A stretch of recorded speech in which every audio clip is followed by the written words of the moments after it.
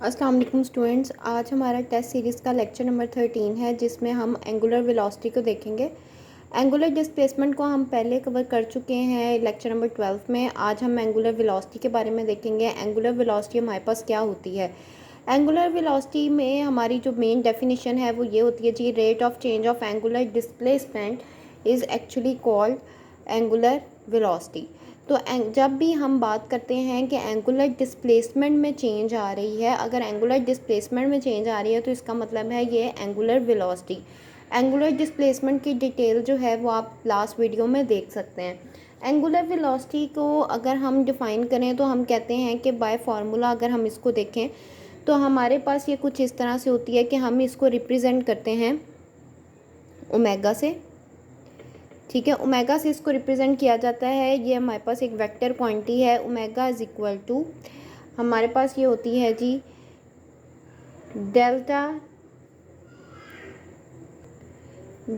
D over delta T. मतलब rate of change of angular displacement with respect to time is actually the angular velocity. तो इसको हम देख सकते हैं कि तो इसके जो यूनिट हैं वो हमारे पास रेडियन सेकंड भी हैं। इसको हम कहते हैं, इसके जो यूनिट हैं वो रेडियन पर सेकंड में भी हम लिख सकते हैं। इसके अलावा हम इसको जो है वो रेवोल्यूशन पर मिनट में भी लिखते हैं, रेवोल्यूशन पर मिनट में भी लिखते हैं। और इसके अलावा हम एंगुलर वेलोसिटी को जो है वो आरपीएम भी इसके जो हैं वो यूनिट हैं। अब ये तीनों यूनिट जो हैं ये आपके याद करने वाले हैं, क्योंकि अक्सर पेपर्स में इन यूनिट्स को पूछा जाता है कि एंगुलर वेलोसिटी के यूनिट्स कौन से हैं। ठीक है, और ये आपके पास जो आरपीएम है वो एक्चुअली हमारे पास कमर्शियल यूनिट है। ठीक है, तो ये हमारे पास कमर्शियल यूनिट है एंगुलर वेलोसिटी का। ठीक है, अब फॉर एग्जांपल आपसे एक क्वेश्चन पूछा जाता है। ठीक है, अगर मैं आपसे वैसे कहती हूँ कि अगर आपके पास 1 रेवोल्यूशन पर मिनट है एंगुलर वेलोसिटी, क्योंकि rate of change of displacement with respect to time है, तो हम कहते हैं कि अगर 1 रेवोल्यूशन पर मिनट है तो आप इसको किस तरह लिखेंगे। आपको पता है कि 1 रेवोल्यूशन जो है वो 2 पाई रेडियन के इक्वल होता है। ये हमने लास्ट एंगुलर डिस्प्लेसमेंट वाली वीडियो में देखा था कि हमारे पास 1 रेवोल्यूशन 2 पाई रेडियन के इक्वल होता है और 2 पाई रेडियन हमारे पास 360 डिग्री के इक्वल होता है। ठीक है, तो हमने कहा था कि हमारे पास 2 पाई रेडियन के इक्वल हुआ और फिर हमने कहा ये हमारे पास आ गया 60 सेकेंड। ठीक है, और इसको हम लिख सकते हैं जी, ज़ाहिर बात है अगर ये हम इसको देखें तो ये हमारे पास हो जाता है पाई बाय 30 जो है रेडियन पर सेकेंड भी ये आ सकता है। तो इस तरह हम रेवोल्यूशन पर मिनट को रेडियन पर सेकेंड में भी लिख सकते हैं। ठीक है, इनकी कन्वर्जेंस कर सकते हैं। अच्छा जी, अब हम आ जाते हैं एंगुलर वेलोसिटी हमने डिफाइन कर ली। अब हम आ जाते हैं जी एंगुलर एक्सेलरेशन हमारे पास क्या होता है। ये सारी सर्कुलर मोशंस हैं, इनको आप अच्छी तरह अगर देख लें तो ये आपके पास जो हैं ये अब हम देखते हैं कि हम एंगुलर एक्सेलरेशन को कैसे डिफाइन कर सकते हैं।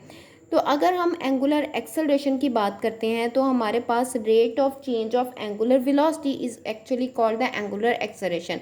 एंगुलर वेलोसिटी हमारे पास क्या होती है, rate of change of angular displacement, और एंगुलर एक्सेलरेशन हमारे पास होती है rate of change of angular velocity, rate of change of angular velocity. तो जब हम rate of change of angular velocity की बात करते हैं तो वो हमारे पास होती है एंगुलर एक्सेलरेशन के इक्वल।